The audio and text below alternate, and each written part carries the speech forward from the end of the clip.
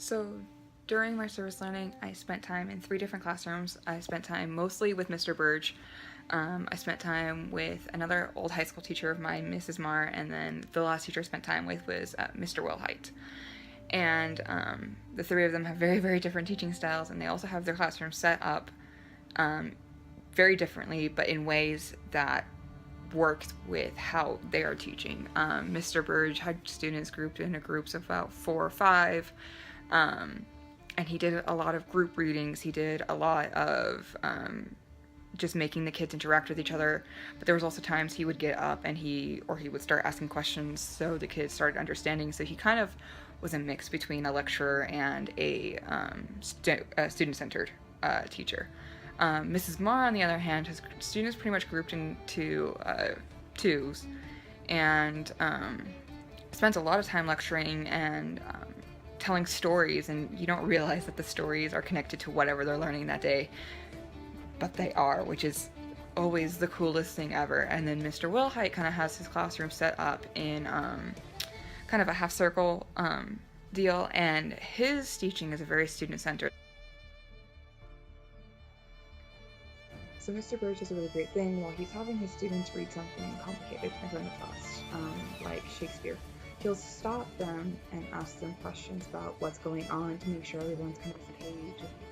And he'll ask them questions about the terminology, what they think it means, and that way the kids can understand better about what they're reading and what they're going through, and they can understand all the dirty jokes and all the curse words and what they mean, and allows for kids to have a better connection to Shakespeare, something so old and things that students hate because they can't understand what anything means, and it just makes it so much more fun for them.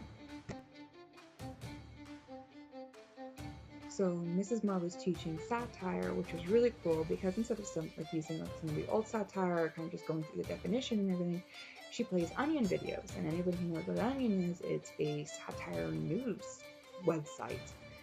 And they do the most absurd things, and so she'll play these, and the students will sit there and they'll break it apart. They'll analyze it. They're trying to see what it is, what it's meant to do, what it's arguing for or what for against, and it's so cool because these students can now connect with something that's not all that easy to understand at times, and they'll be able to remember this from all the way into college when they're using satire and analyzing satire in their college English level classes, because a teacher made it accessible to the students. So Mr. Wilhite was doing something really, really cool. He was having his students make their own schools. And unlike us, where we kind of just pulled all of our ideas out of the air, all the students actually have to do research. So they go through, the pros and the cons of public schools, of charter schools, of private schools, and so they are able to understand kind of how their education system works, what people know are wrong with it, what good things are about it, and why they learn how they learn, why they're learning these things. And I think it's really, really beneficial to the students to kind of understand why they go through 12 years of school and why the public system is the way it is, why their school exists. It's a public charter school almost. And so it's really cool for them to be able to understand that as freshmen.